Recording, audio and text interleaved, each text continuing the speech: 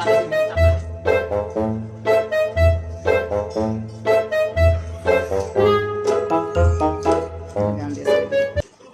Guys, দেখুন আমরা রাত্রে 11টা বাজে ভিডিও করছে। রাস্তার পরিবেশ দেখুন, মানুষজন হাঁটাচলা করছে।